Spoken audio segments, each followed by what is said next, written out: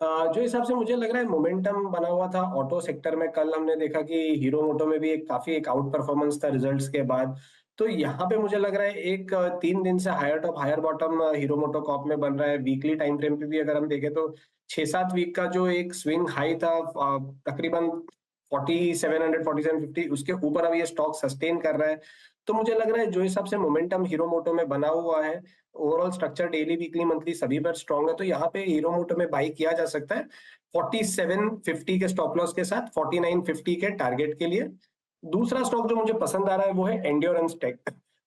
अब यहाँ पे एंड्योरेंस टेक में भी अगर हम देखें तो एक बहुत बढ़िया मोमेंटम आज देखा गया है, और साथ साथ में स्टॉक ने तकरीबन 8 फरवरी 2024 के बाद के हाईएस्ट लेवल पे स्टॉक आ चुका है, कंसोलिडेशन में से बाहर निकल रहा है वॉल्यूम्स के साथ।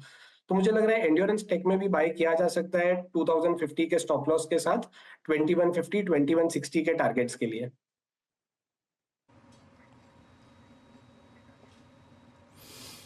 ओके, एंड्योरेंस टेक आपका बाय है। और रुचित, आप क्या पिक करेंगे दो ट्रेड्स इस वक्त के?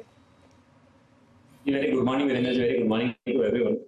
दो स्टॉक्स मेरे साइड से भी खरीदारी की साइड ही है, लेकिन मैं काफी सिलेक्टिव रह रहा हूँ क्योंकि मार्केट ओवरसोल्ड था। तो ओवरसोल्ड शायद बाउंस बैक आ रहा है, बट वो बॉटम बन चुका है कि नहीं इसका कंफर्मेशन अब तक है नहीं। सो ऐसे ही स्टॉक्स को देखना चाहिए कि जहां पे आपको वॉलेटिलिटी ये पिछले 3-4 ट्रेडिंग सेशन के फॉलिंग मार्केट में कम देखी हो, तो उसमें एक स्टॉक है भारतीय एयरटेल। क्लियरली आप देखेंगे तो स्टॉक ने अपने 40 दिन के एक्सपोनेंशियल मूविंग एवरेज को अब तक डिफेंड किया हुआ है। कल की परसों की सेलिंग में ये स्टॉक में कोई ऐसा सेल ऑफ नहीं देखा गया था। तो रिलेटिव स्ट्रेंथ जहां पर है वहां पे I think whether pullback move हो या अपट्रेंड का रिजम्पशन हो, तो जो रिलेटिव स्ट्रेंथ करेक्टिव फेज के टाइम पे दिखाते हैं ऐसे स्टॉक्स में ही खरीदारी करनी चाहिए। तो भारतीय एयरटेल करंट लेवल्स पे खरीदारी कीजिए। 1270 के नीचे के स्टॉप लॉस रखने की सलाह रहेगी स्टॉक में। 1350 के अराउंड के टारगेट्स ये स्टॉक में आ सकते हैं। और एफएमजी स्पेस में से एचयूएल आई थिंक अभी भी यहाँ पे स्टॉक में अच्छी अपमूव देखने मिल सकती है। पिछले हफ्ते ही हमने इनफैक्ट ये हफ्ते ही हमने एफएमसीजी बास्केट में जो ब्रेकआउट देखा है उसमें एक्चुअल में प्राइस वॉल्यूम एक्शन काफी स्ट्रॉन्ग है। प्राइस मूव्स में अच्छे वॉल्यूम्स आए हैं। जो करेक्शन 2-3 दिन के थे या कंसोलिडेशन रहे वो उसमें वॉल्यूम बेस्ड सेलिंग नहीं है। तो एक्चुअल में भी यहाँ पे 2320 के नीचे स्टॉप लॉस रख के खरीदारी करने की सलाह है 2420 के अराउंड के टारगेट्स के लिए। ओके, दो ट्रेड्स आपके भी यहाँ पे हो गए। और इस बीच मैं प्रशांत आपके पास आऊँ, लेकिन मेरे को एक जो फीलिंग आ रही है कि एक चीज़ जो अभी होने को है, जो अभी तक नहीं हो पाई है, जिसको अपना रिएक्शन देने का स्कोप नहीं मिला, that's state bank of India. जरा एक बार इंट्राडे चार्ट देखिए, आपका व्यू क्या है इस वक्त? निफ्टी बैंक 47,810, दैट मीन्स जो अप्रॉक्सीमेटली कल 130 से लेकर 230 के बीच में 50 डे में क्रैक हुआ था, उसको रीगेन कर गया। जो जो जो जो जो प्राइस स्ट्रेच एसबीआई में ड्यू था, जो कल नहीं आ पाया, क्या उस बात की संभावना लग रही है, या फिर वो कौन सा पिवट पॉइंट है जिसके ऊपर एसबीआई वो रिएक्शन दे सकता है? प्रशांत। तो वीरू जी, कल जो हाई बना हुआ है 840 का, ये स्टॉक के लिए एक बड़ा रेजिस्टेंस होगा, क्योंकि यही ऑलमोस्ट यही हाई पिछले स्विंग में भी बना था।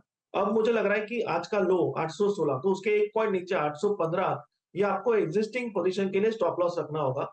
अगर कोई एक लीप ऑफ फेथ लेना चाहे तो भी 815 के स्टॉप लॉस से कैश में लीजिए। ये स्टॉक जब 840 क्रॉस कर देगा, मुझे लग रहा है आपका पहला लेवल आएगा 855 855, और उसके ऊपर हम नेक्स्ट लेवल डिस्कस कर सकते हैं। बट फिलहाल 840 का रेजिस्टेंस एक मेक और ब्रेक लेवल होगा इस स्टॉक के लिए। प्रशांत जी, आपकी इस समय की ट्रेड्स रह गई, क्या होंगी इस समय की ट्रेड्स? तो अनुज जी, दो स्टॉक्स जो होंगे, फर्स्ट जो मैंने परसों एक इलेक्शन पिक के इसमें भी दिया था पोजिशनली, वो था आईसीआईसीआई बैंक। और यहाँ पे अभी स्टॉप लॉस रखेंगे 1100 का, 1100। टारगेट होगा 1170 से लेके 1175, 1175, 1170। और नेक्स्ट पिक होगा ऑलमोस्ट एक ब्रेकआउट के लेवल पे, मुझे लग रहा है एक अपमूव आ सकता है स्ट्रॉन्ग, वो होगा हेवल्स। यहाँ पे स्टॉप लॉस रखेंगे 1675, 1675, और टारगेट होगा 1725, 1725 का।